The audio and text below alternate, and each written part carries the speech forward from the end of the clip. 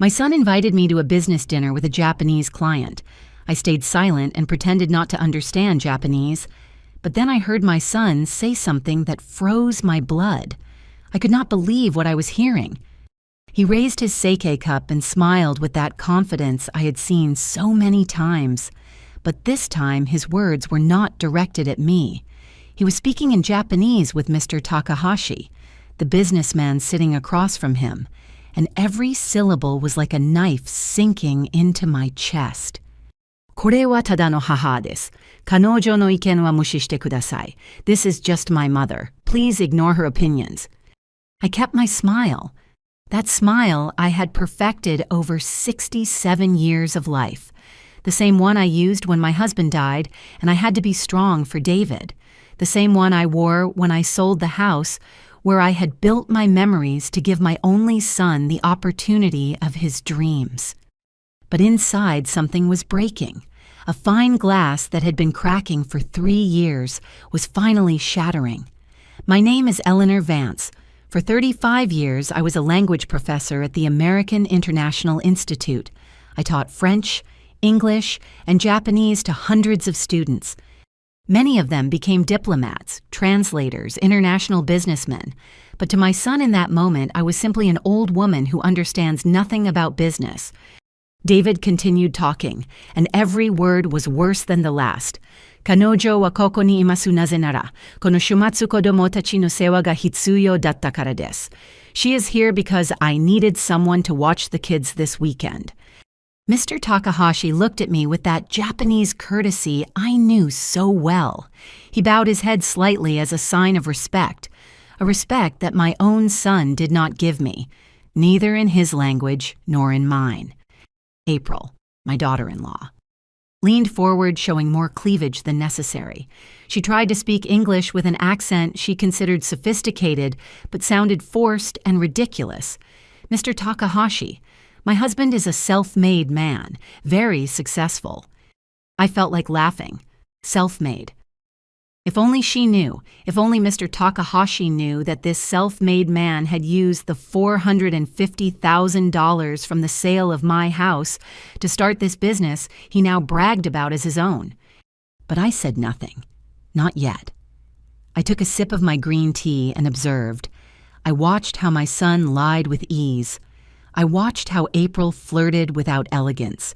I watched how Mr. Takahashi seemed uncomfortable, but polite, as an honorable Japanese man should be. And then came the phrase that would change everything. Mr. Takahashi asked in Japanese, "Why is your honorable mother so quiet?" In our culture, the elders are the first to speak. David cleared his throat. He lowered his voice a little, as if I could not hear him. 彼女は認知症の初期段階にあります。一人にしておきたくなかったので連れてきました.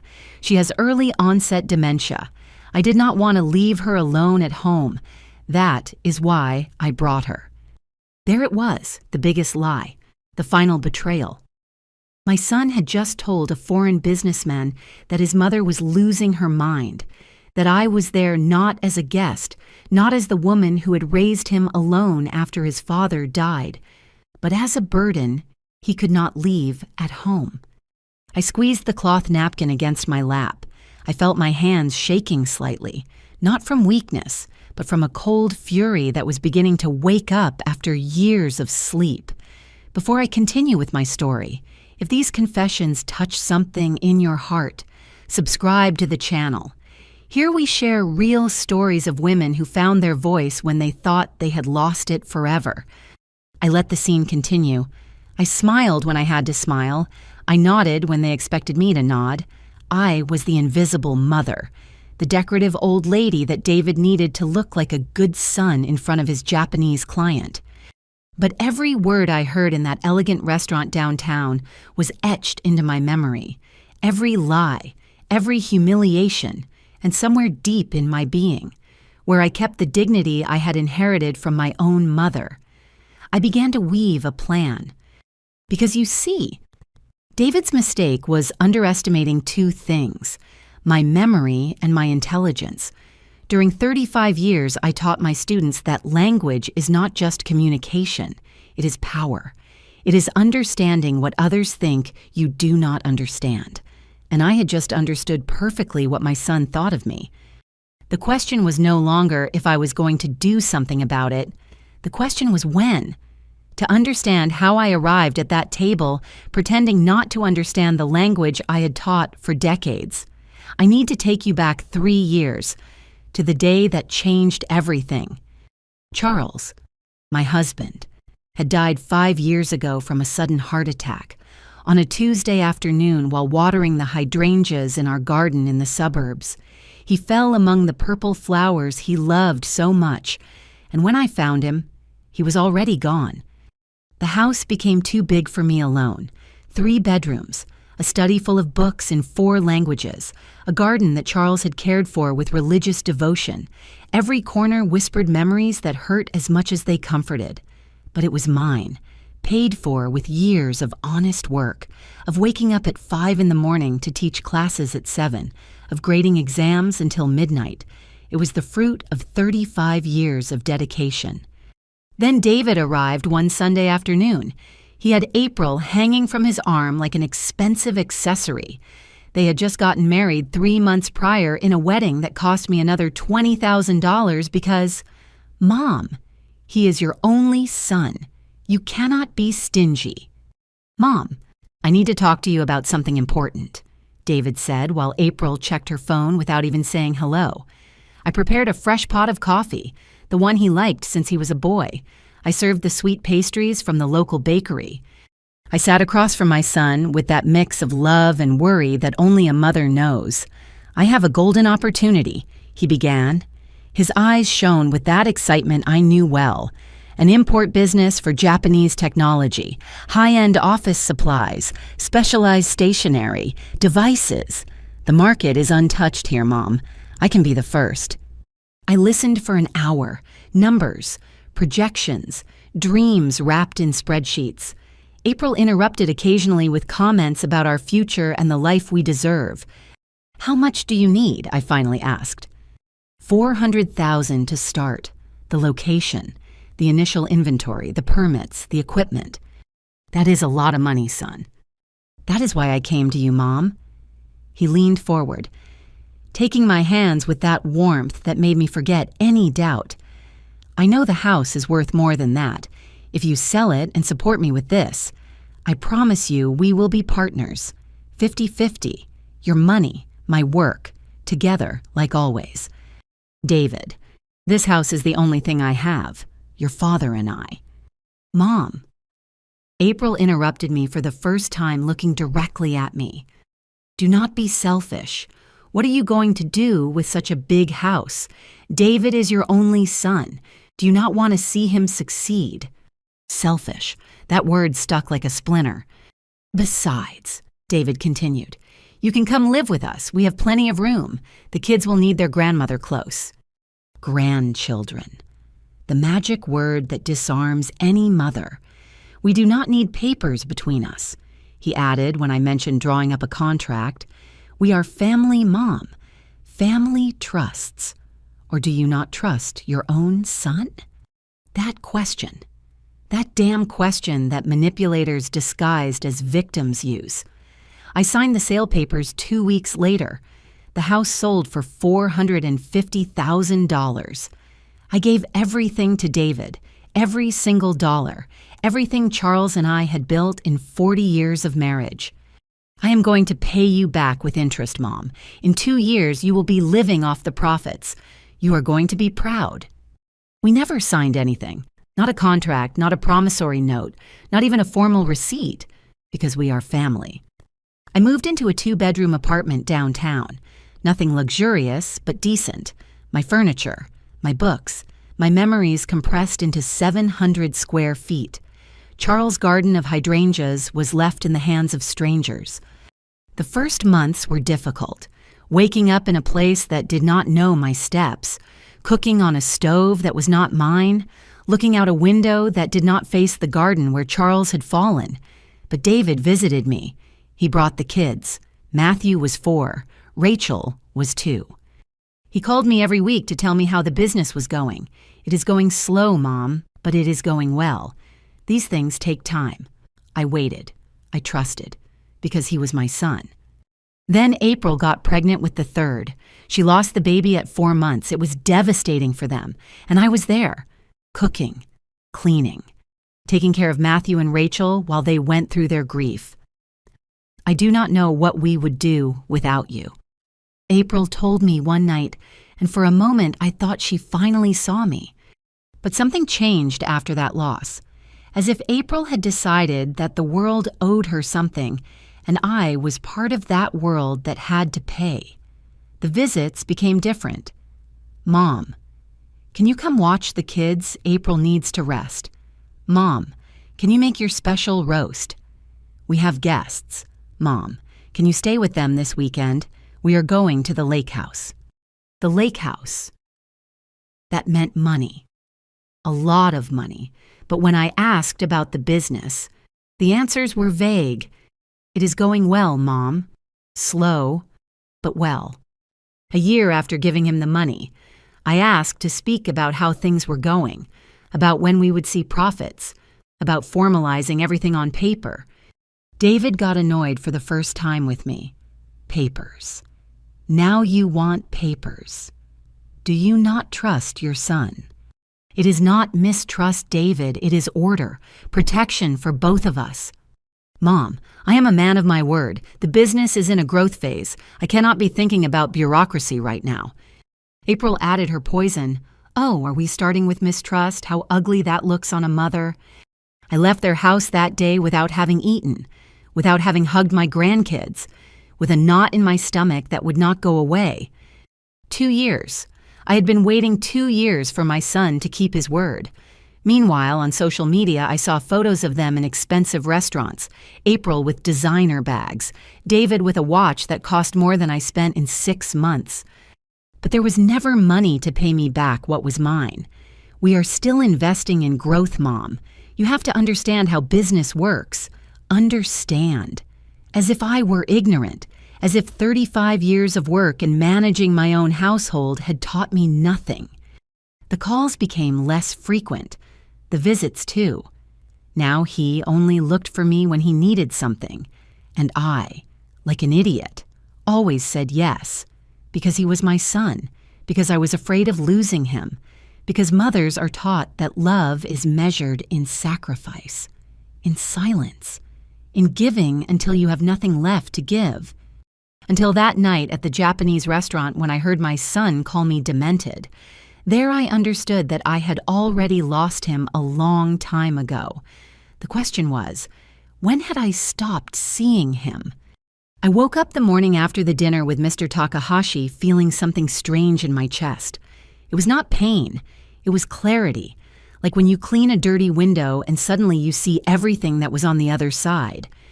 I made myself coffee in my small kitchen. The sun entered shyly through the window that faced the building across the street. Nothing like the garden of my old house, but it was mine. This tiny space was all I had left. The phone rang at 9 in the morning. David. Mom, how did you wake up? I hope dinner last night did not sit heavy with you. His voice sounded normal, casual, as if nothing had happened, as if he had not called me demented in front of a stranger. I am fine, son. Good. Listen, I need to ask you a favor. Of course, the favors. Always the favors. April has an appointment at the spa this Saturday. You know how she is. She needs her relaxation time. Could you come take care of Matthew and Rachel? I have a meeting with some suppliers. At what time? Early, around 8. The kids eat cereal. Nothing complicated. I just need you to be with them until 6 or 7 in the evening. 11 hours. 11 hours watching my grandkids while my son worked and my daughter-in-law got her nails done. Could you pick me up? The subway to your neighborhood is far. Oh, Mom, it is out of my way. Take an Uber. I will pay you back later. Later. That word that means never. It is fine, David. You are the best mom. The kids adore you. He hung up without saying goodbye, like always. I stayed staring at the phone. I remembered when David was little and called me running from school. Mommy. Mommy. I got an A on the test. He ran to me with open arms and hugged me with that pure strength that only children have. Where had that boy gone? On Saturday, I arrived at his house in the hills at 8 sharp. I took 2 buses and an Uber that cost me $25. David was already gone. April came out in branded sweatpants, hair perfectly styled, nails freshly done. "Oh, good that you arrived. The kids are watching TV. There is fruit in the fridge. Do not let them eat too much sugar, okay? I will be back around 7. 7 at night. Oh, around there. After the spa, I have lunch with some friends. You know, networking." She left in her white BMW, networking, while I, who had worked 35 years, did not even have enough to pay for a taxi back. Matthew was 7 years old now, Rachel 5. They were beautiful. They had their father's eyes, their grandfather Charles' smile. Grandma Rachel yelled when she saw me. She ran to hug me. At least she still got excited to see me. Matthew barely looked up from the iPad. "Hi, Grandma." "What are you watching, my love?" "Videos." The conversation ended there. A 7-year-old boy already learning to be indifferent. I prepared breakfast, scrambled eggs, toast, fruit that I brought from my house because in theirs there was only imported organic bread. Rachel ate with an appetite. Matthew picked at the food. "Mom says we should eat low carb." "You are 7 years old, Matthew. Carbs are good for you." Mom says no. April, always April, her voice present even when she was not. We spent the day playing. Well, I tried to play. Rachel wanted me to read her stories. Matthew wanted to go back to the iPad. "Can you tell me about when my dad was a boy?" Rachel asked while looking through a princess book. "Your dad was mischievous. Once he climbed the tree in the garden and did not want to come down. Your grandfather, Charles, had to climb up for him." "Did we have a garden?" "Yes, my love, a beautiful garden with purple hydrangeas." "Why do you not have a garden anymore?" The innocent question of a 5-year-old girl, the question that hurt more than 1,000 reproaches. "Because I sold the house to help your dad with his business." "And did he pay you?" Matthew looked up from the iPad for the first time in hours. "Adults do not talk about money with children," I said softly. "Mom and Dad talk about money all the time," Matthew replied. "Dad says money is the most important thing, that without money you are nobody." 7 years old. A 7-year-old boy had already learned that. Money is important, I told him. But there are more valuable things, like love, respect, your word. "Your word does not buy toys," Matthew said, returning to his screen. I stayed quiet, because he was right. In the world that David and April were building for these children, your word was worth nothing. April returned at 9 at night. 2 hours late, she brought shopping bags from the mall. "Oh, sorry, time got away from me. Did the kids behave?" "Very well, they are already asleep." "Perfect. Do you want me to order you an Uber?" She gave me $40, less than what I had spent getting there, on the food I prepared, in the 11 hours of my day. "Thanks for everything. You are a sweetheart." The Uber left me at my apartment at 10 at night. I climbed the stairs slowly. My knees were not what they used to be. I entered my small space and sat in the armchair I brought from my old living room, and I cried. I cried for the garden of hydrangeas, for Charles, who was no longer there to tell me what to do, for the $450,000 that had evaporated, for the boy who ran to hug me, and the man who now used me as an unpaid employee. I cried for me, for the woman I had been and the one I was becoming. But while I cried, something else grew inside me, something cold and determined, because you see, I was not a woman without resources. I was not ignorant. I had navigated educational systems, institutional politics, union negotiations for decades. What made me think I could not navigate this? I dried my tears. I made myself chamomile tea. I opened my old laptop and began to investigate. Family loan laws, documentary evidence, bank transfers, reclamation rights.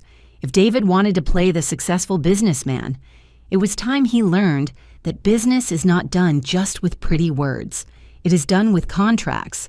And although we did not have a signed paper, I had something better.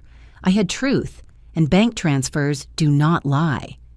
I returned to that night, to that restaurant downtown where the sake cups shone under dim lights, and my world crumbled in a language I mastered perfectly. The waiter had served the second course. Sashimi arranged like art on porcelain plates. David ordered without looking at me, assuming I would eat whatever he chose, like always. Mr. Takahashi was a man of about 50 years, hair perfectly combed, with gray at the temples, impeccable dark suit, that type of discreet elegance that comes from generations of education, not from new money. He reminded me of many of my Japanese students, that courtesy that is not faked, but part of the soul. "Your mother is very quiet," he commented in Japanese while taking a piece of sashimi with his chopsticks. He did it perfectly, effortlessly. David smiled, that smile I had seen 1,000 times when he wanted to impress someone. "Kanojo wa itsumo shizuka desu, amari hanashimasen." She is always quiet. She does not talk much. But what he did not say was more revealing, his tone. That way of referring to me as if I were an old piece of furniture that needs to be tolerated. April interrupted in her forced English. She leaned toward Mr. Takahashi, showing the neckline of her wine-colored blouse. Too provocative for a business dinner, but April had never understood the difference between elegance and vulgarity. "We are very excited about this partnership, Mr. Takahashi. This contract will change our lives." Mr. Takahashi smiled with courtesy, but I saw the flash in his eyes.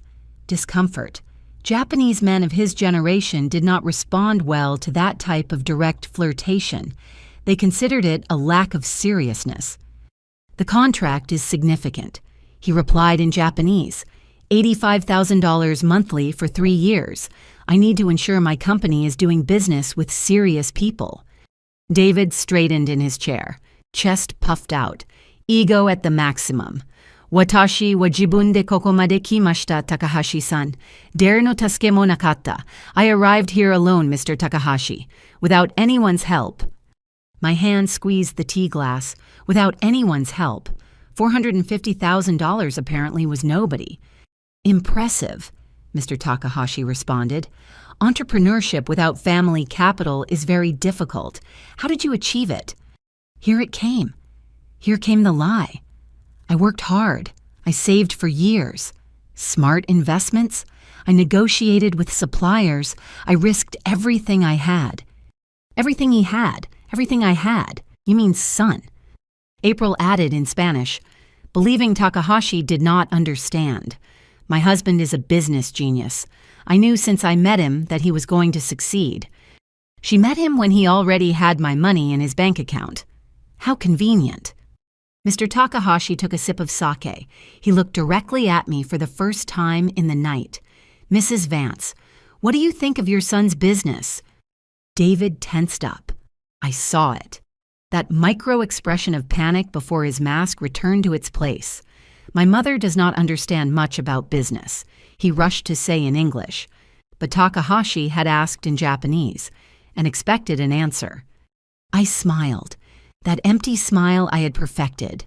I nodded, as if I did not understand. David breathed, relieved.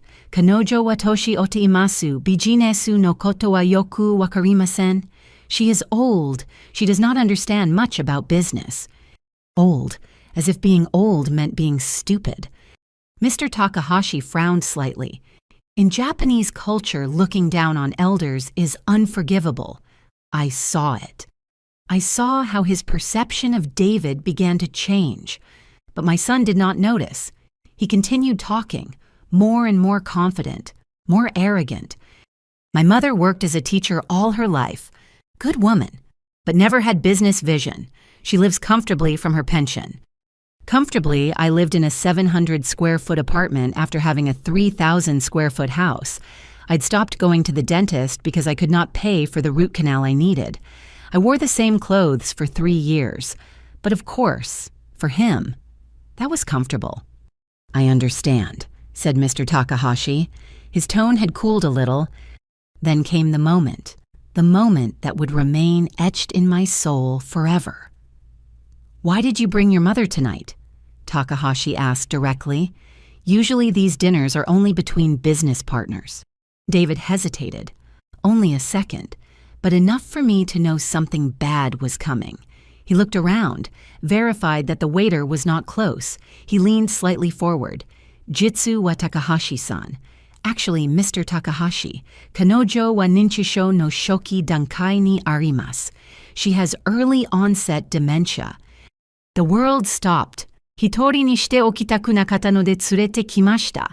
Kanojo wa tamani konran shimasu. Demo yoru wa motto waruku narimasu. Dakara mite iru hitsuyo ga arimasu." I did not want to leave her alone. That is why I brought her. Sometimes she gets confused, but at night she gets worse. That is why I need to watch her. April nodded with feigned concern. It has been difficult for us, but family is family. You know? Mr. Takahashi looked at me with a completely different expression now. It was no longer professional courtesy. It was pity. Pity for the poor, demented old woman who did not even know where she was. I took a sip of my tea. I kept my face serene. But inside, something broke so completely that I knew I would never be who I had been. My son. My only son. The boy I had carried in my womb. The one I had fed with my body. The one I had raised alone after his father died. Had called me demented to look good with a client. He had used me as a prop, as evidence that he was a good son caring for his sick mother. "I think it is admirable that you care for your mother," said Mr. Takahashi in Japanese. David smiled. He took April's hand on the table. "It is the least I can do. After all, she gave me life. Caring for her in her old age is my duty." Duty? What a convenient word. "In Japan," continued Mr. Takahashi, "elders are revered. Their words are wisdom. Does your mother speak?" "Sometimes she babbles things." David laughed lightly, as if it were funny, but nothing coherent. April added, "Last week she insisted that we had promised to pay her something. You see how they get." They laughed, both of them. My son and his wife laughed at the confused old woman who insisted they return her money. Mr. Takahashi did not laugh. "Did you promise her something?" No. David rushed to clarify. "They are things of her imagination. The doctor says it is normal in her condition." What doctor? I had never gone to any doctor. I did not even know I was supposedly sick. The dinner continued. They talked about contract terms, delivery dates, percentages, and profits. I remained in silence, observing, learning. I learned that my son was a better liar than I had thought. I learned that April was an active accomplice, not an innocent victim. I learned that both had built a narrative where I was the crazy one and they were the suffering saints. But I also learned something more important. I learned that Mr. Takahashi was a man of honor. I saw how his body language changed, how his answers became shorter, how that initial enthusiasm cooled with every disrespectful word David said about me. In Japanese culture, you can lie about many things, but you cannot disrespect your elders and expect respect in return. David was digging his own grave and did not even know it. The dinner ended close to 11 at night. Mr. Takahashi said goodbye with perfect courtesy. "I will review the terms and contact you next week." David practically glowed with excitement. April was already planning out loud how they would spend the money. No one asked me how I was going to get home. No one offered to drive me. "Mom, are you okay? Is it not too late for you?" I nodded. I smiled. I babbled something incoherent. David nodded, satisfied. "We called you an Uber. Here's the code." They put me in a car without even waiting for it to leave. They went to their BMW, holding hands, celebrating their brilliant future. In the back seat of the Uber, I finally let the mask fall. The driver looked at me through the rearview mirror. "Are you okay, ma'am?" "Yes," I responded in perfect English, clear, without a shred of confusion. "I am perfectly fine." He looked at me strangely but said nothing more. I arrived at my apartment past midnight. I entered, locked the door, And then, only then, did I allow myself to feel the magnitude of what had happened. I sat in my old armchair, the same one where Charles sat to read, the same one we had bought at the flea market 30 years ago. And I understood something with crystal clarity. I could not cry anymore. I could not wait anymore. I could not continue being the invisible mother who allowed everything for fear of losing her son, because I had already lost him. The boy that was David had died a long time ago. Or maybe he never existed in the way I believed. What remained was a man capable of calling his mother demented to impress a stranger. And that man was going to learn a lesson I should have taught him years ago, that mothers are not stupid, that silence is not weakness, and that underestimating a 67-year-old woman who survived decades of teaching defiant teenagers was the biggest mistake he could commit. I got up, I turned on my laptop, and I began to write an email, in perfect Japanese, directed to Mr. Takahashi. The cursor blinked on the screen. My fingers trembled over the keyboard, not from fear, from fury contained for too long. But I stopped. It was not the moment to act on impulse. It was not the moment to let emotion guide my decisions. During 35 years, I taught hundreds of students that true intelligence is not in reacting, but in planning. I closed the laptop. I made myself lime tea. I sat on my small balcony where I kept 3 pots with mint and rosemary. Nothing compared to my garden before, but it was life. And life always finds a way to grow even in the smallest spaces. I thought about Charles, about what he would do. Charles was a quiet man. He worked in the maintenance department of the General Hospital. He was not a doctor or anyone important, but he was respected because his word was worth something, because when he said something, he did it. My daughter used to tell me when I arrived frustrated from some meeting at school, the people who scream the loudest are not the ones who are right. They are the ones who are most afraid. Those who are right, wait, plan, and act when the moment is perfect. The moment is perfect. I needed to understand exactly what position I was in, what I had, what I lacked. I took out my old notebook, the one where for years I noted the house expenses. Yes, I was one of those who write down every dollar that enters and leaves. Charles teased affectionately, "You look like an IRS auditor woman." But that habit of writing everything down was about to save me. I checked, page by page. I found the exact date, March 15th, 3 years ago, sale of house, $450,000. Underneath, with my careful handwriting, transfer to David Vance for import business, verbal partnership, return in 2 years. I kept looking. Every dollar I had given him after, small loans that added up. May, $15,000 for urgent municipal permit. July, $25,000 for computer equipment. October, $30,000 for trip to Japan for suppliers. In 3 years, the total was $520,000, and I did not have a single signed paper. I got up. I went to my small filing cabinet, the one I saved from my previous house. I searched in the drawer marked bank. There they were, all the transfer receipts, every damn dollar documented. It was not a contract, but it was evidence. The next morning, I showered. I dressed in my gray tailored suit that I kept for important occasions. I put on light makeup. I saw myself in the mirror. There I was, Eleanor Vance, 67 years old, retired professor, widow, betrayed mother, but also educated woman, intelligent, with documentation, with perfect memory, and with a plan forming in my head. First stop, the bank. Good morning. I need the complete account statement for the last 3 years. All transfers, especially the ones I made to this account. I gave her David's account number that I had memorized.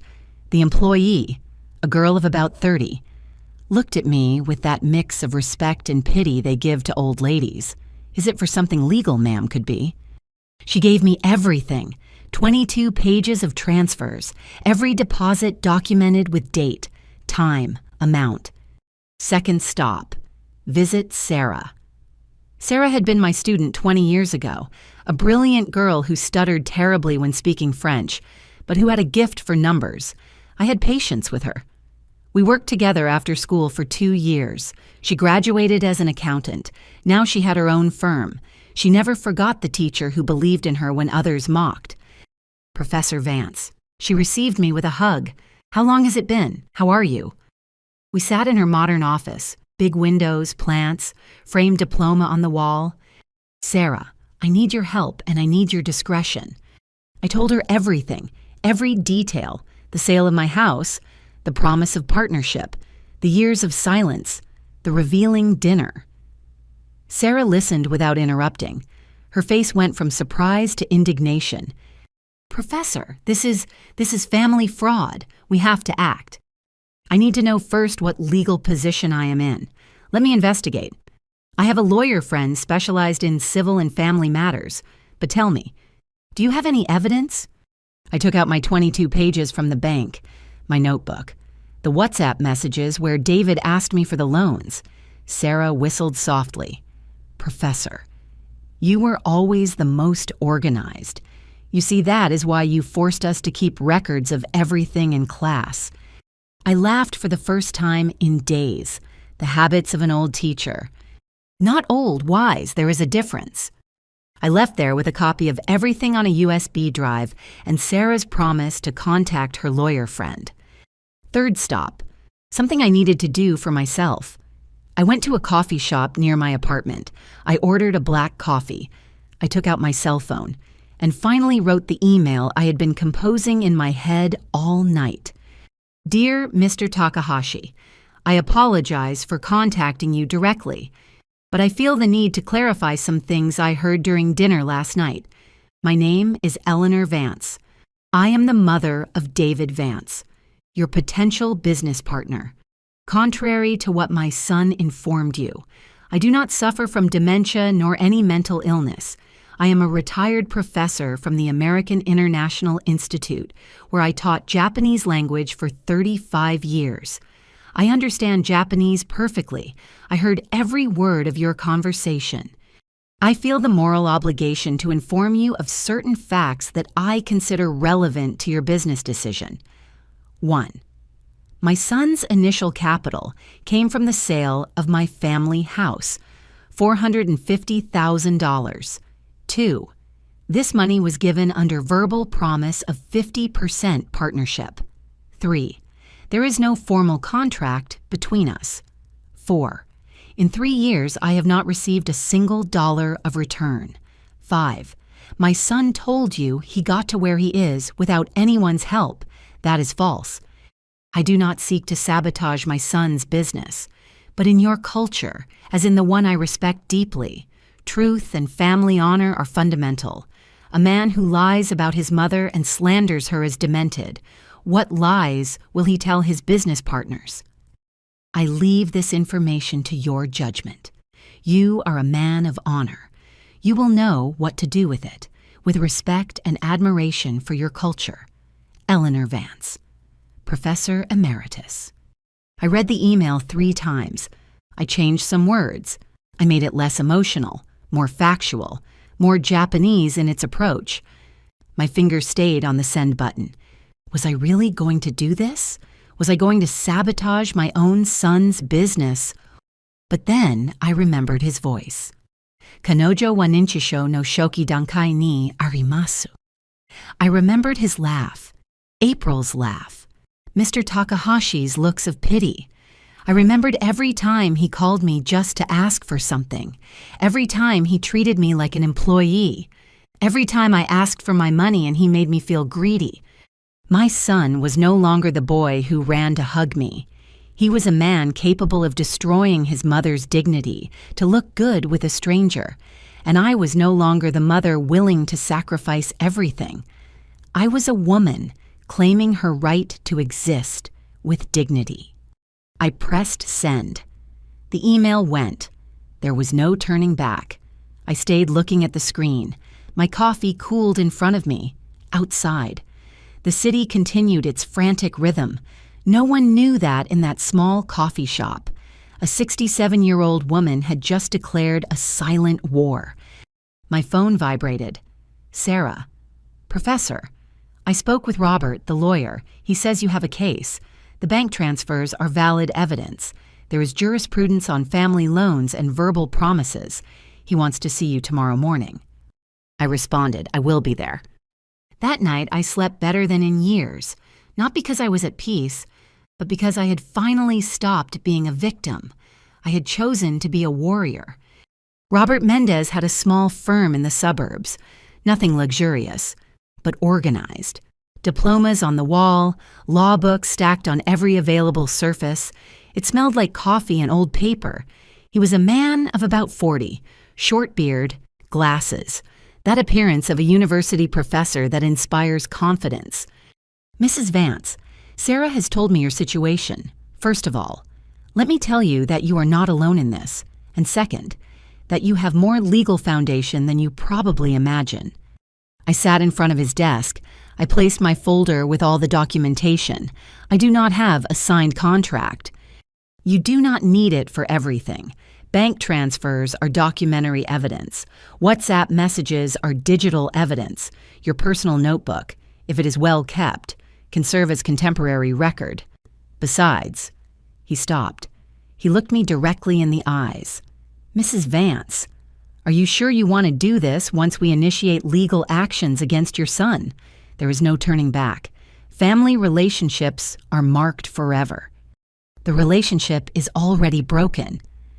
I responded with a calm that surprised myself. It is just that I was the only one who did not see it. He nodded slowly. It is fine. Then we are going to do things correctly, step by step.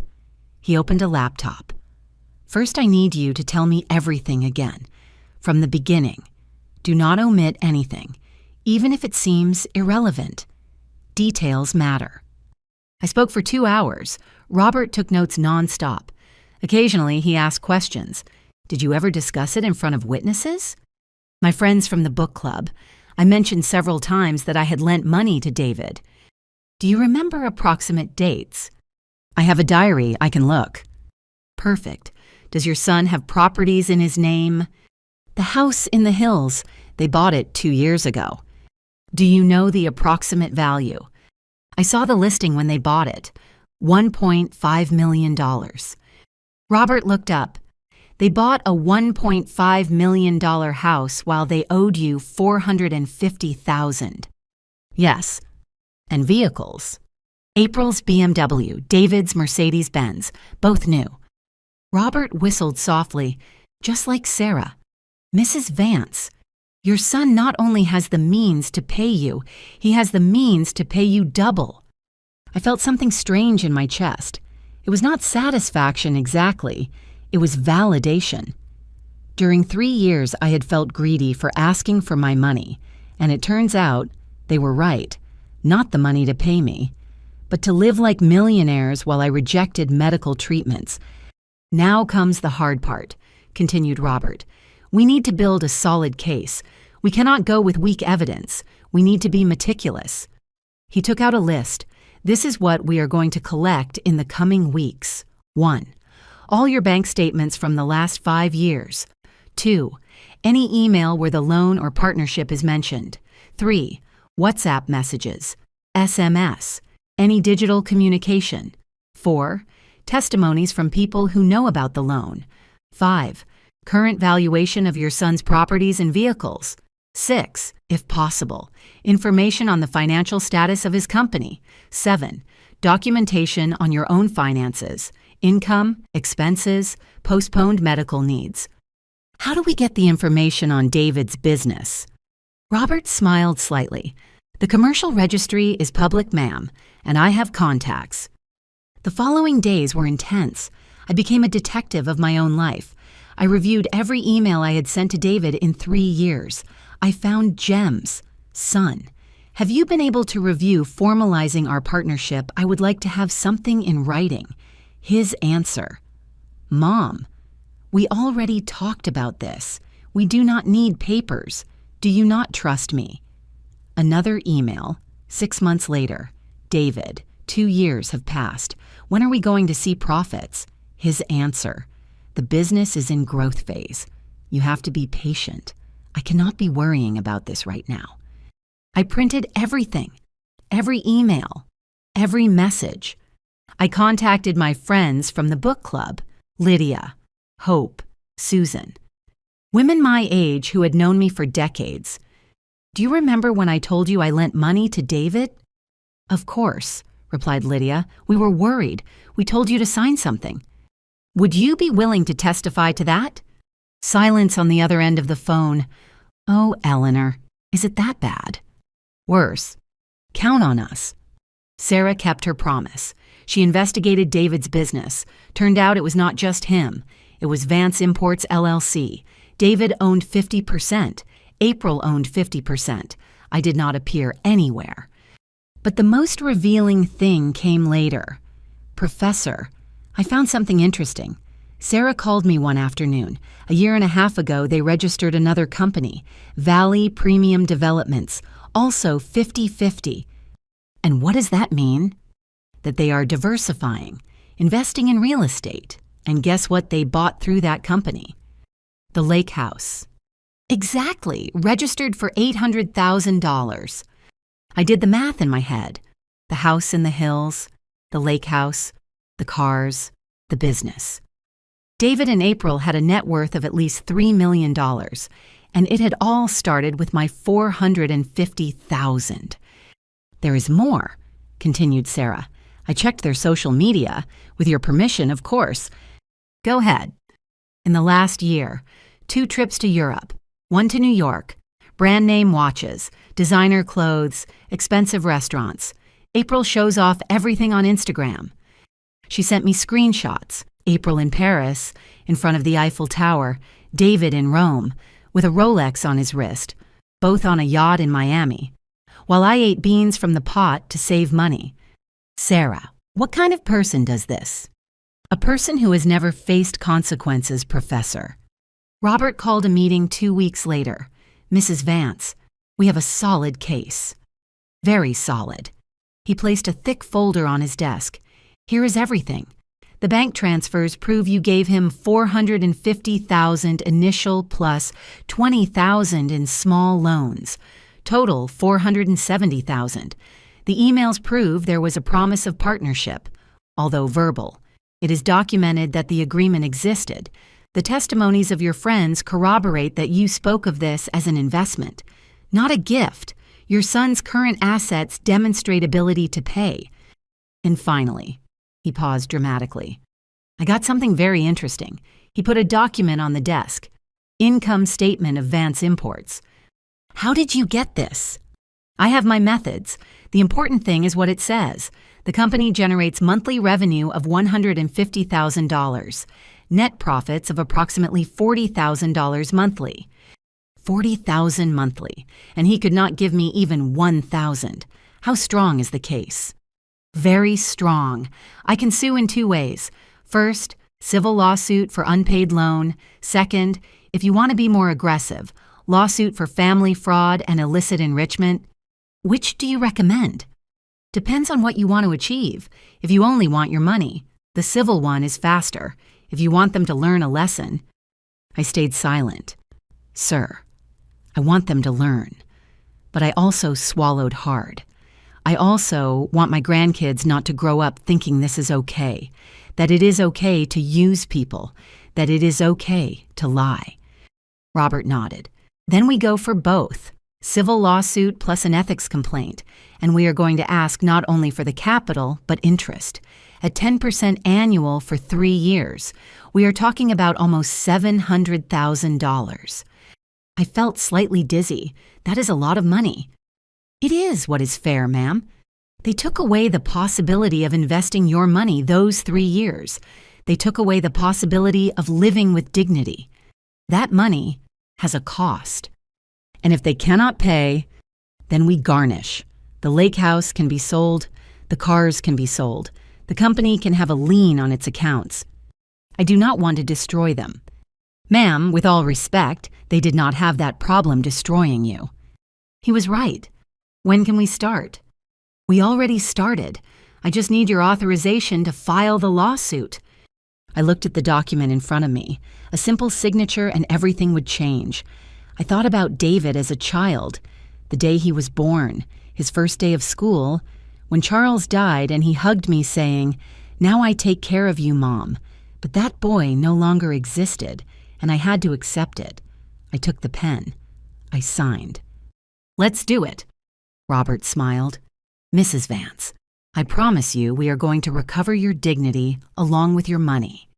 I left that office feeling something strange. It was not happiness, nor was it sadness. It was determination. An American mother of 67 years was about to demonstrate that respect is not begged for. It is demanded, and if they do not give it, it is taken. 2 days after signing the papers with Robert, my phone rang. It was David. My heart skipped a beat. Did he already know? Had someone told him? "Mom, how are you?" His voice sounded normal, casual. He knew nothing. "Fine, son, and you guys?" "Excellent. Look, I am calling because I need to ask you a huge favor." Of course, the favors. April is organizing a dinner. It is extremely important. 20 potential investors. Real money, Mom. This is our opportunity to expand the business. Our opportunity, as if I were part of it. And well, you know your beef Wellington is legendary, and your handmade pies go without saying. The guests are old school, Mom. They need food that touches the soul, not those gourmet things that taste like nothing. You want me to cook? It would be perfect. April is super stressed with the organization. If you take charge of the food, it would be a load off. When is it? This Friday. Today was Tuesday. 3 days to prepare food for 20 people. Son, that's a lot of work. And the ingredients. Oh, Mom, do not worry about that. We will deposit for everything. $200. Is that okay? $200 to cook for 20 people. A caterer would charge at least $3,000. And where would it be? At the house. We need you to come early to have everything ready by 8 at night. Can you arrive like 9 in the morning? 11 hours cooking. 11 hours standing in a kitchen that was not mine. I should have said no. I should have invented any excuse. But a part of me wanted to see, wanted to confirm what I already knew. I needed that last drop that would spill the cup completely. "It is fine, David. I will be there." "You are the best mom. Love you." He hung up before I could answer. Sarah got angry when I told her. "Professor, why did you accept?" "I need to do this, one last time." "For what to suffer more?" "To be sure, to have no doubts." She did not understand, but she accepted. On Friday, I arrived at David's house at 8:30 in the morning, half an hour early, because that was me, always responsible. April opened the door in expensive yoga pants and a lycra top. She had a green facial mask on her face. "Oh, good that you arrived. The kitchen is all yours. I left a list there of what you need to prepare."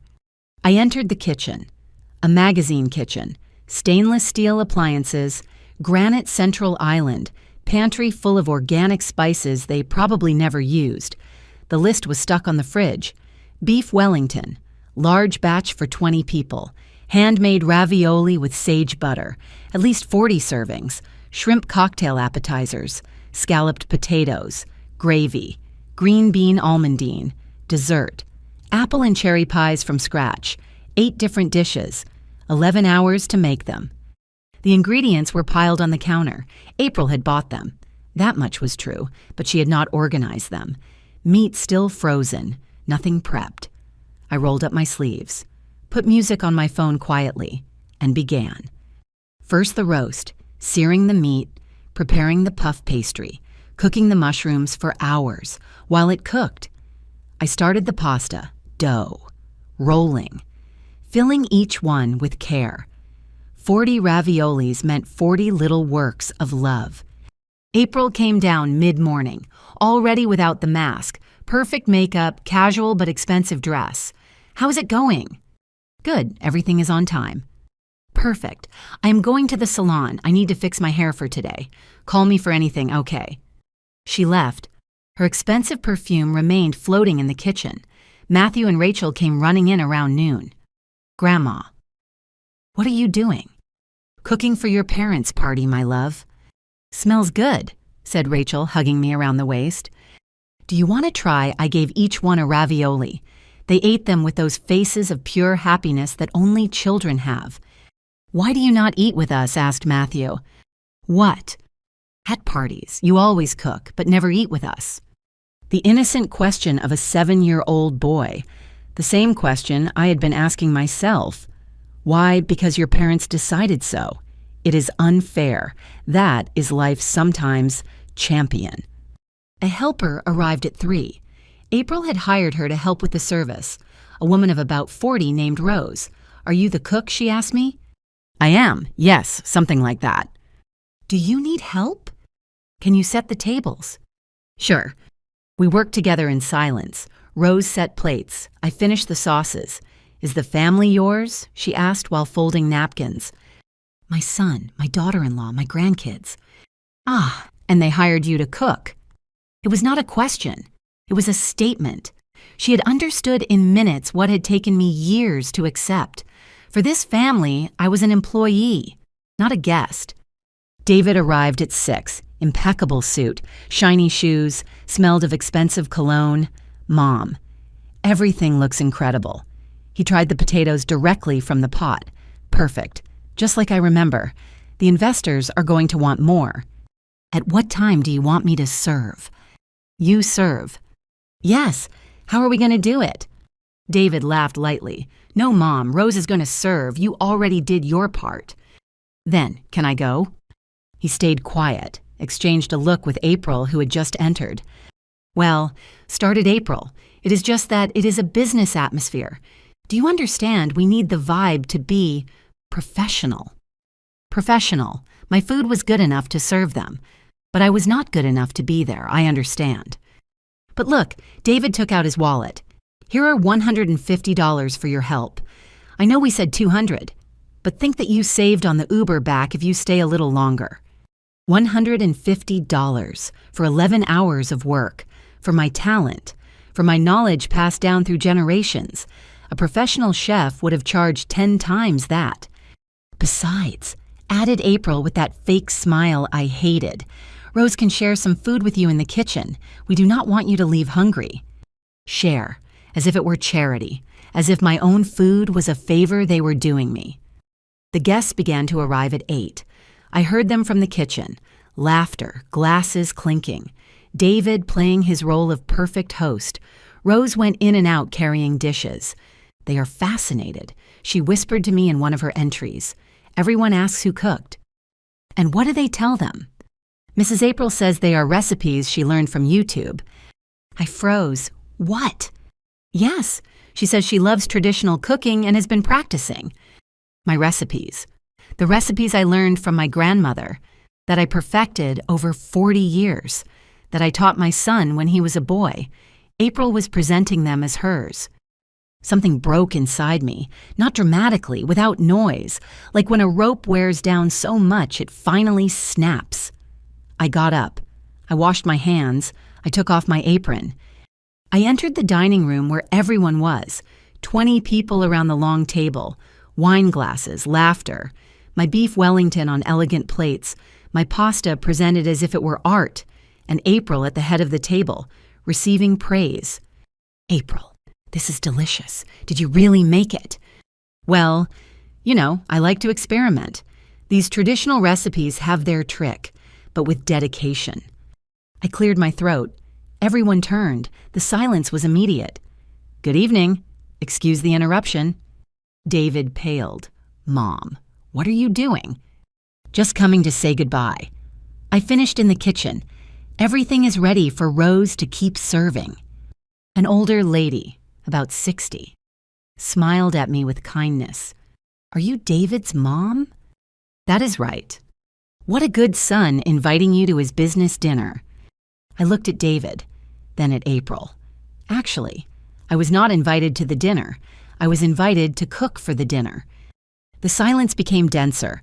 All these recipes that my daughter-in-law is presenting as hers. I learned them from my grandmother 50 years ago. The roast has a secret that only my family knows. The pasta has a specific ratio of flour and egg that took generations to perfect. April turned red. This is not the moment. I know, but it is important that these investors know something about my son and my daughter-in-law. David stood up. Mom, that is enough. Enough, son. I am just starting. You know I am 67 years old. You know I am an old woman who worked all her life as a professor.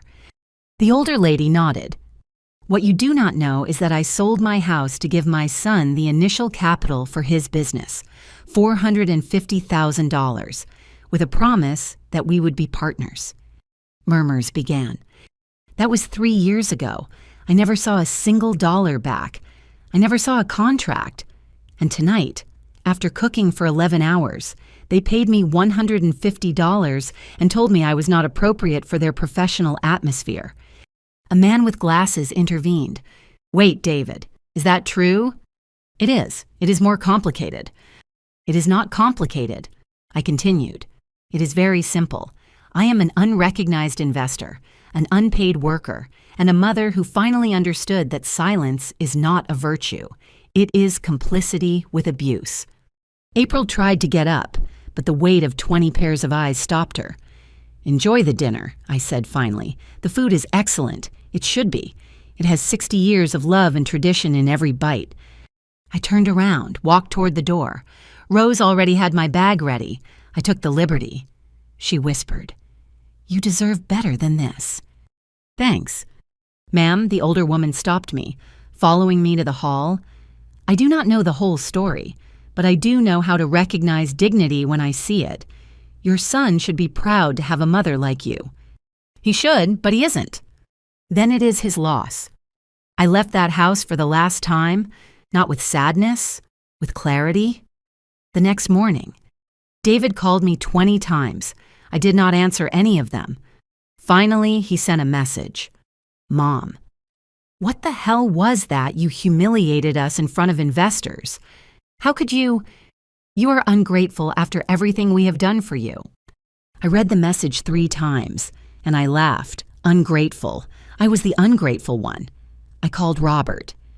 Is the paperwork ready? Yes, ma'am. Do you want us to proceed? I want you to deliver the documents to him personally, tomorrow, at his office, at his house, wherever. With pleasure. And Robert, I do not want negotiation. I do not want arrangements. I want the full weight of the law. Understood, Mrs. Vance. I hung up, made myself some tea, sat on my balcony, and smiled. The war was just beginning, and this time, I had the weapons. On Monday morning, Robert called. It is done, ma'am. I personally delivered the lawsuit to your son at his office. How did he react? First, he thought it was a joke. Then he turned red. Then he tried to intimidate me. I told him I am his lawyer, not his friend, and that everything he says can be used against him. Did he read the documents? In front of me. I saw how his face changed with every page. I think he finally understood that this is serious. Good. Ma'am, prepare for what is coming. He is going to try to contact you. They are going to pressure you. They are going to use the grandkids. They are going to cry, threaten, manipulate. Are you ready? I am ready. I was not ready. The calls began that same afternoon. 50 calls from David, 30 from April, WhatsApp messages that filled entire screens. Mom, what is this? You cannot do this to us. We are family. How can you sue us? Dad would be ashamed of you. That last message hurt, but I did not back down. I responded only once. For 3 years, I asked you for respect. You gave me humiliation. For 3 years, I asked for my money. You gave me crumbs. For 3 years, I waited to be your mother. You turned me into your employee. This is not revenge, it is justice. There was no response. The next day, I received a call from an unknown number. Mrs. Vance. Yes. This is Mr. Reynolds speaking. I represent David and April Vance in the matter of the lawsuit. Ah, they already had a lawyer. That was fast. My client is willing to reach a settlement. He acknowledges that a debt exists, although not in the terms you state. Tell your client to speak with my lawyer. Ma'am, please, this can be resolved within the family without going to court. Think of your grandchildren. I think of them all the time. That is why I want them to see that actions have consequences. My client can offer you $100,000 as a single and final payment. My lawyer is asking for $700,000 plus legal costs. That is ridiculous. There was never a contract. But there were bank transfers and messages and... Ma'am, good morning, counselor. I hung up with trembling hands. Robert was right. This was going to be harder than I thought, but I was not alone. Sarah visited me that afternoon with news. Professor, do you remember Mr. Takahashi? Of course. I did something. I hope you do not get upset. What did you do? I sent him an email in Japanese, confirming everything you had told him. I added public documentation about your son's assets, the luxury items, the properties. Sarah. It was necessary, Professor. That man is the key, and he responded. She showed me her phone, an email in perfect Japanese. Dear Sarah-san, I deeply appreciate the information. After the dinner, my evaluation of David Vance had changed considerably, but I maintained professional courtesy. What you have revealed confirms my suspicions. In my culture, a man who dishonors his mother cannot be a reliable partner. I have decided to cancel all negotiations with his company, not only for what he did to his mother, but because a business built on lies cannot sustain itself. Please convey my deepest respect to Vance-san, the mother, not the son. Her dignity in the midst of pain is worthy of admiration. With respect, Takahashi Kenji. I stared at the screen. That means I started. That your son just lost a $3 million contract over 3 years. $3 million. The contract that was going to change their lives. Sarah, what did we do? The right thing, Professor. A man of honor recognizes another, and Mr. Takahashi recognized that you are more honorable than your own son. That night, David burst into my apartment. He did not knock. He used the copy of the key I had given him for emergencies. Mom. He was furious, red eyes, messy hair, nothing like the polished businessman of always. Takahashi canceled. Canceled. Do you have any idea what you have done? I got up from my chair, calm, serene. Get out of my house, David. How could you wrote to him. You told him lies. I did not tell a single lie. Every word I said was the truth. You destroyed my business. I built your business. With my money, with my trust. You destroyed it. With your lies. April entered behind him. Makeup running, she had been crying. Mother-in-law, please, let's be reasonable. We can resolve this. I tried to be reasonable for 3 years. David let himself fall onto my sofa, head in his hands. We do not have $700,000. The lake house has a mortgage. The cars are financed, the business, with Takahashi canceling. We lost other clients who were coming by referral. Then sell it all. What? Sell the lake house, sell the cars, use the business profits, or face the garnishment. The decision is yours. You are my mother. His voice broke. Mothers are supposed to forgive. They are supposed to...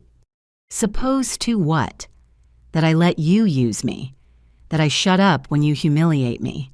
That I feign dementia when you accuse me of that in front of strangers.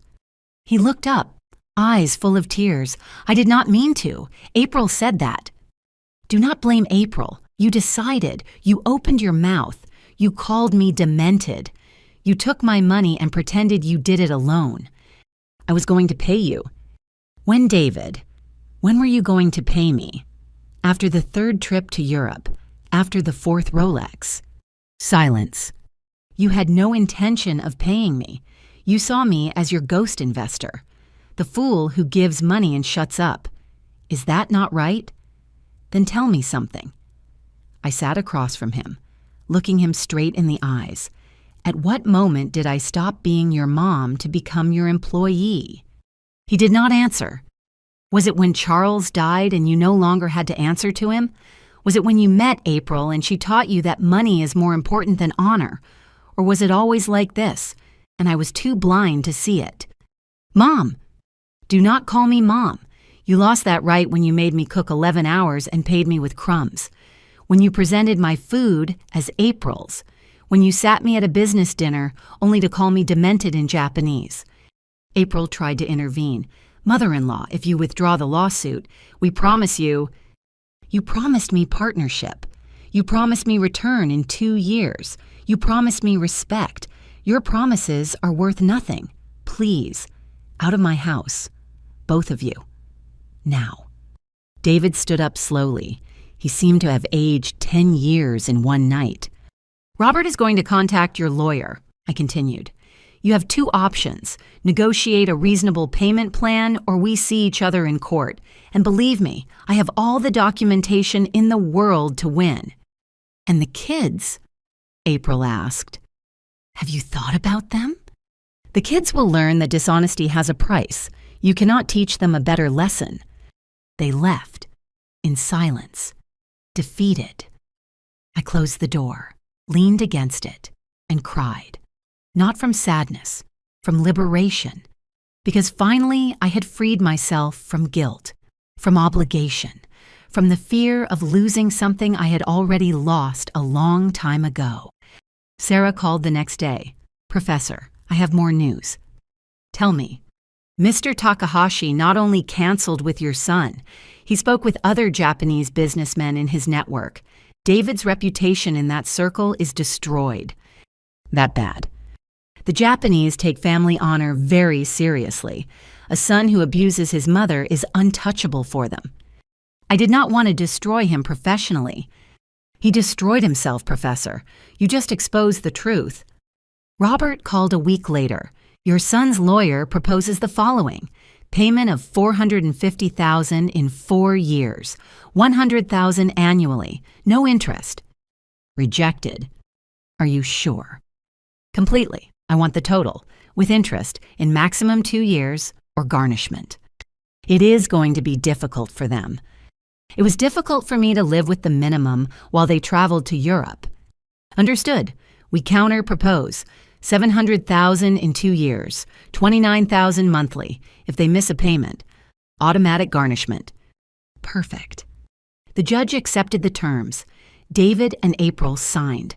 They had no choice. The evidence was overwhelming. They had to sell April's car. They had to reduce their lifestyle drastically, and every month, like a Swiss clock. My payment arrived, $29,000 for 24 months. What was mine finally coming home? 3 months after the lawsuit started, something unexpected happened. Mr. Takahashi asked for a meeting. Mrs. Vance, I would like to speak with you. Could you receive me? I met him at a coffee shop near my apartment. I did not want anything fancy, just honesty. He arrived with that Japanese punctuality, impeccable suit, small bow when greeting me. Mrs. Vance, first I want to apologize. Apologize for what? For not having seen the truth that night? For listening to your son's lies without questioning? You had no way of knowing. A businessman must investigate his partners. I failed in that. He took a sip of his green tea. I have followed your case. Sarah-san has kept me informed. With your permission. Why are you interested? Because you remind me of my own mother. She was also a teacher. She was also betrayed by her family, but she never had the courage to defend herself. She withered in silence. His eyes moistened slightly. When she died, I found a diary. There she wrote everything she never said, all the pain she kept, and I swore that if I ever saw a similar situation, I would not be complicit with my silence. That is why you canceled with David. That is why, but also because a dishonest partner is a time bomb. What are you going to do now? Does your company need a new supplier? He smiled. In fact, I am considering working with someone else. someone who understands the true value of honor. He took a document out of his briefcase. Mrs. Vance, do you know the import market? My son explained things to me when he still spoke to me. And what did you think of the business model? Honestly, I thought he was leaving money on the table. The margins were very tight. There were unexplored niches. For example, high-quality school supplies. The educational market is growing. There is a gap between cheap domestic and expensive imported. Mr. Takahashi nodded slowly. Do you know what I like about you, Mrs. Vance? What? That 35 years of teaching gave you something your son will never have. Perspective, patience, and deep understanding of the market he claims to know. Where are you going with this? I want to offer you a proposal, a partnership, real, documented, between my company and you. I was speechless. Me. You. I have the contacts in Japan. You have the knowledge of the local market. Your son built his business with your money. It is time you build yours with your knowledge. Mr. Takahashi, I am 67 years old. In Japan, that is an advantage. Wisdom, experience, credibility. He placed the documents in front of me. Partnership 50-50. Initial investment on my part, $200,000.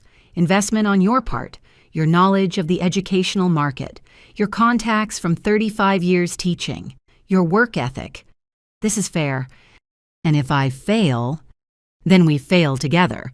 But something tells me you do not fail when you commit to something. I read the documents. Everything was there, clearly. 50% partnership, defined responsibilities, shared profits, mutual respect.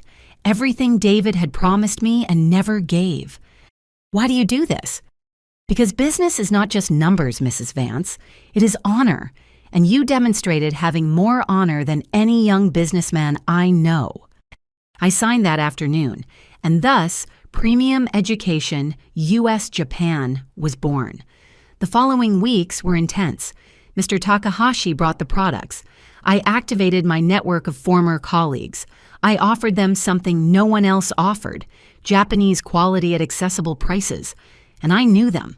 I knew what they needed before they asked. The business took off quickly. 2 months later, we were making sales of $80,000 monthly, profits of $25,000. My share, $12,500 a month, more than David paid me in returns. Sarah could not believe it. Professor, you are a successful businesswoman. I always was. It is just that no one let me do it. Then came the moment I had been waiting for. One Friday afternoon, David appeared at the office I had rented. A small office, but professional. Downtown. Mom, we need to talk. Hello, David. Make an appointment with my assistant. Your assistant? Yes, I am no longer available at just any hour. I have a business to run. He stood in the doorway, looking around. The modest but professional office, the Japanese products on display, my organized desk. What is all this? My business. Partnership with Mr. Takahashi. Do you remember him? The man you were going to scam. I was not going to scam him. You were going to lie to him about everything. That is a scam. Mom, I came because we have problems. The payments are too high. I do not know if we can keep paying $29,000 a month. You should have thought about that before. Please, I know you are angry, but think of the kids. I think of them. That is why I want them to learn that debts are paid. I do not have the money. Sell everything then, or accept the garnishment. Those are your options. How can you be so cold? I stared at him. Cold. Interesting word coming from the man who called his mother demented. I am sorry. I am so sorry. I was nervous. I wanted to impress Takahashi. And you used me as a sacrifice. Forgive me, he yelled. The tears finally came out. Forgive me, Mom. I was an idiot. I was selfish. I was everything you say, but I am still your son. Are you? Why does a son do what you did to me? Please. He let himself fall into a chair. I do not know what else to do. April left me. That surprised me. What? She left a week ago. She said she did not sign up to live middle class, that this was not what she expected. She took the kids to her mother's house. For the first time, I felt something resembling compassion. The kids. I can see them on weekends, but April is filling their heads. She tells them everything is your fault, that you destroyed our family. I did not destroy anything. I only asked for what was mine. I know, and you were right. But he looked at me with the eyes of a lost child. What do I do now? I sighed. Do you really want to know? Yes. You grow up. You mature. You accept the consequences. You stop blaming others for your decisions. I cannot pay you that much. The business is bad. We lost clients. How much can you? 10,000 a month. That is all. If you squeeze me more, I close and you get nothing. 10,000 for how long? 6 years. I did the math mentally. 720,000, more than agreed. It is fine, but it has conditions. What conditions? First, every payment on time. A single delay and we return to the original terms. Second, Matthew and Rachel see me every week, not for me to watch them for free, so they can spend time with their grandmother. Third, never, ever, do you speak badly of me in front of them again. Fourth, this arrangement is documented, with a lawyer, notary, with everything legal. I accept. And one more thing. What? You apologize to me for real, not to look good, not to obtain something, because you really understand what you did. He knelt in front of my desk. Mom, Eleanor Vance, I am sorry. Sorry for using you, for lying to you, for humiliating you, for being the worst son in the world. I do not deserve your forgiveness, but I ask for it anyway, because I love you, and because I finally understood that loving is not taking, it is giving. Tears rolled down his face, and I, who had sworn not to cry anymore, also cried. I forgive you, David, but forgiveness does not erase consequences. Debts are paid, respect is earned, and trust is rebuilt. Are you willing? Yes. Then call Robert. We signed a new agreement, and we started over, but this time as adults, not as selfless mother and leech son. He nodded, got up, hugged me. I am going to do it right, I swear on Dad. I hope so. He left, and I stayed alone in my office. Sarah entered minutes later. Did you hear everything? Yes. Are you sure, Professor? No, but children do not come with a guarantee. Sometimes you can only give them one more chance and hope for the best. And if he fails again, then I will learn that some trees never bear fruit, and I will be at peace with that. 2 weeks later, we signed the new agreement, $10,000 monthly for 6 years, and David complied, every month, like a clock, slow. But he complied. 6 months after the new agreement, my business with Mr. Takahashi had grown beyond our expectations. Premium Education US Japan not only sold school supplies, we expanded to educational furniture, classroom technology, teacher training. My knowledge of the educational system was gold. I knew what schools needed before they knew it themselves. Monthly profits reached $40,000. My share, $20,000, more than David earned in his best month. The irony did not escape me. The son who called me ignorant of business now earned less than his mother. One afternoon, Matthew and Rachel came to visit me at the office. It was part of the agreement. Every Saturday was my time with them. "Grandma, your office is pretty," said Rachel. "Thanks, my love. Dad says you are a businesswoman now." "That is right." "And what does that mean?" "It means I work on something of my own, that I make my own decisions, that I earn my own money." Matthew, who was 8 now, looked at everything with curiosity. "Is it true that Dad robbed you?" The direct question of a child, without filters, not exactly robbed, but he did take my money and did not return it as promised. "That is stealing." "You are right." "Is that why he is sad?" Is he sad? Yes, he does not smile like before.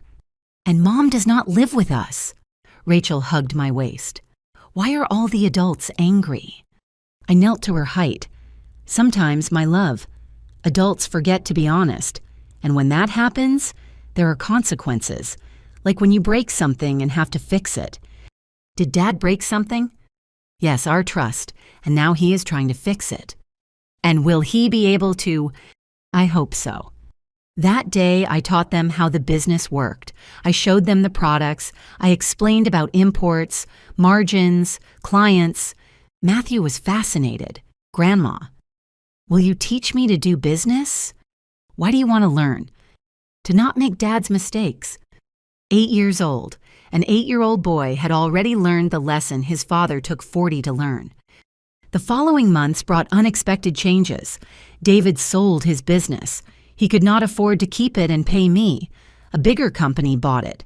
They gave him a manager position, fixed salary, without the prestige of being an owner, but with stability. It is better this way. He told me one afternoon he came to drop off the monthly payment. I no longer have to pretend I am something I am not. And what are you? A man who made mistakes, who was trying to amend them. He had lost weight. He looked tired, but also more real, less mask. How are the kids? Good. April still does not speak to me much, but they ask me about you all the time. Do you tell them the truth? I tell them their grandmother is the strongest woman I know, that I made serious mistakes with her, and that she is teaching me to be a better person. Good. April, on the other hand, did not change. One day she appeared at my office, without warning, designer dress, perfect makeup, the same as always. Mother-in-law, we need to talk. Hello, April, how can I help you? I need money. Direct. At least that had not changed. Why would you come to ask me for money? Because David no longer earns like before. The kids need things, private school, extracurricular classes, clothes. And you do not work. I am looking, but you know how the market is. April, during 3 years, you used me. You humiliated me. You presented my food as yours. You paid me misery for hours of work. Why would you expect me to help you? Because you are their grandmother. Family. Family. What an interesting word coming from you. Look, I know we made mistakes. Mistakes plural. No April. Decisions. Conscious ones. Each one of them. Okay, you are right. We were horrible. Are you happy now? Did you win? Now help us. I'm not going to give you money, April. Why not if you have it? Because you have learned nothing.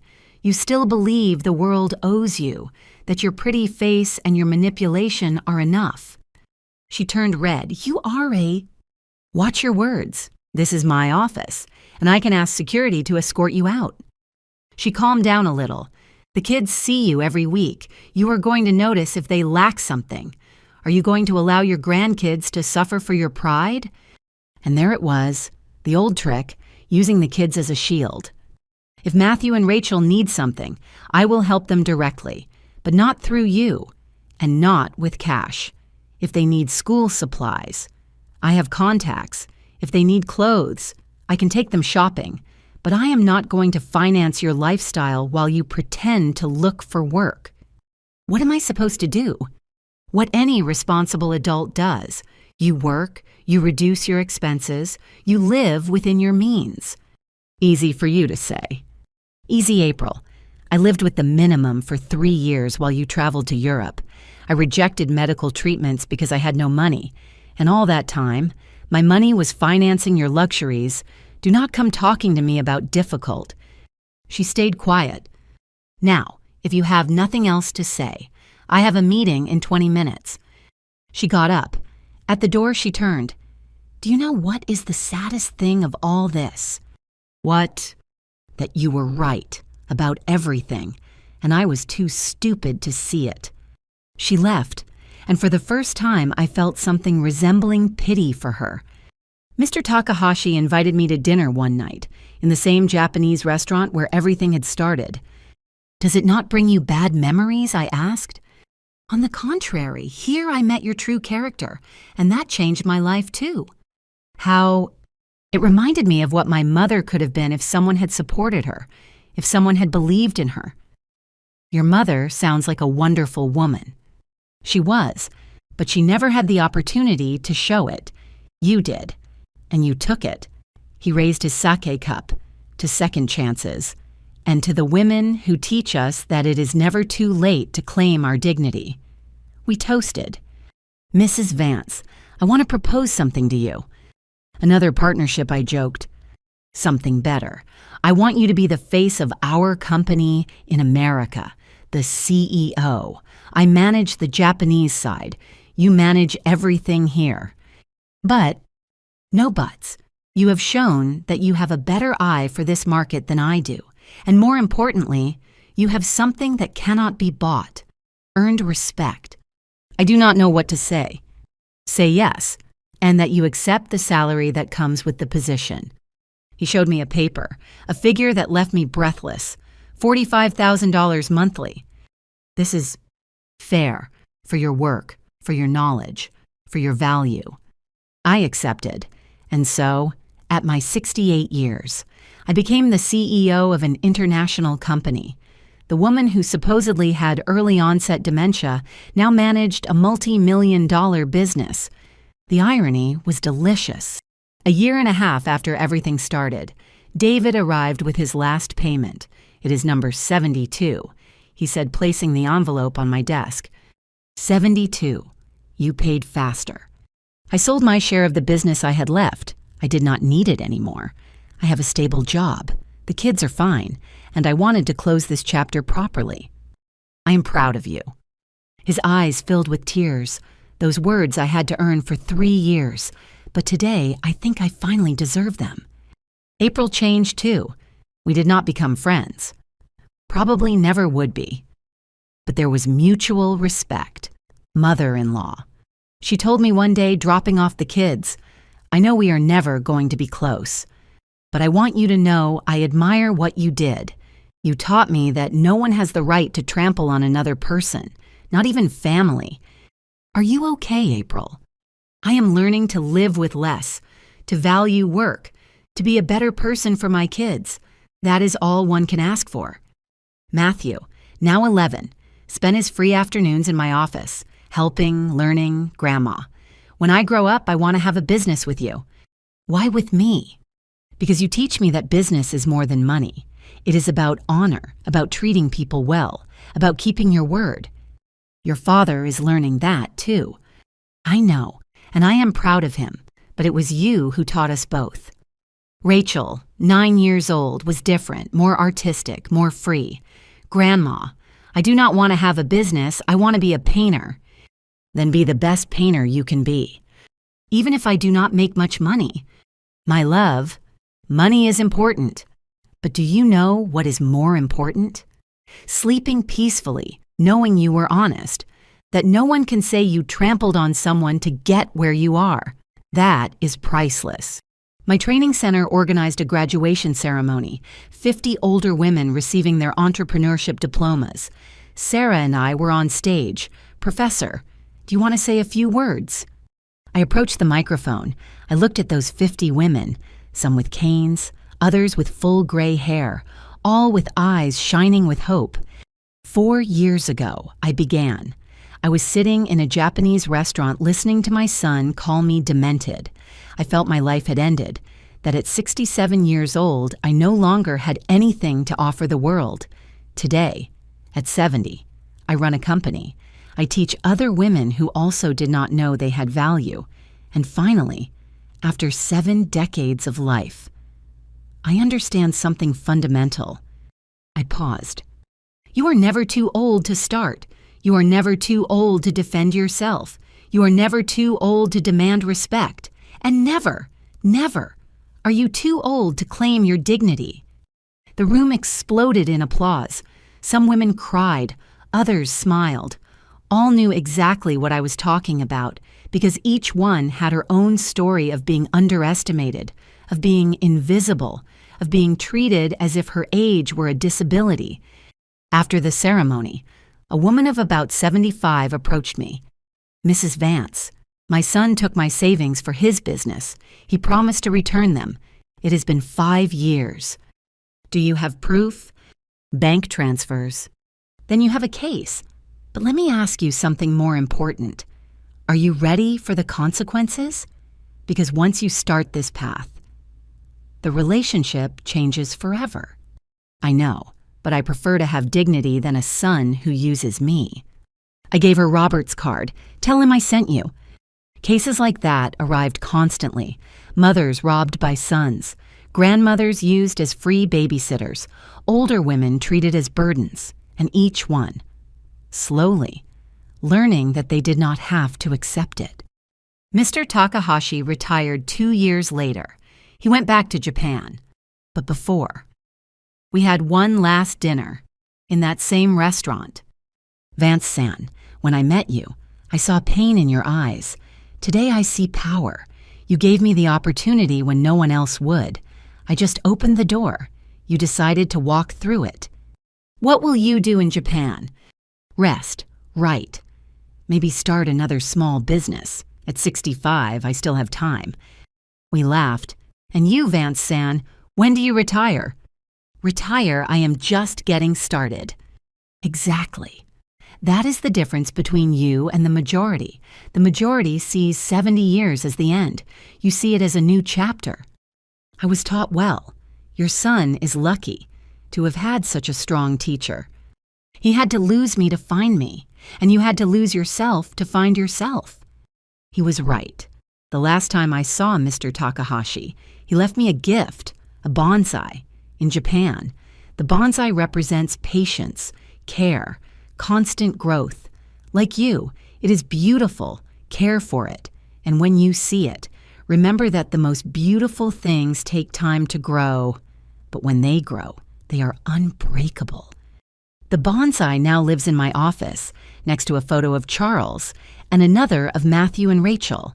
And every morning, when I water it, I think of everything that happened, of the Eleanor I was, the one who allowed everything out of fear, of the Eleanor I became, the one who learned that love without respect is not love, of the Eleanor I will be, the one who will keep growing until the last day. David visited me recently. He brought something in his hands. What is that? Something I should have given you years ago.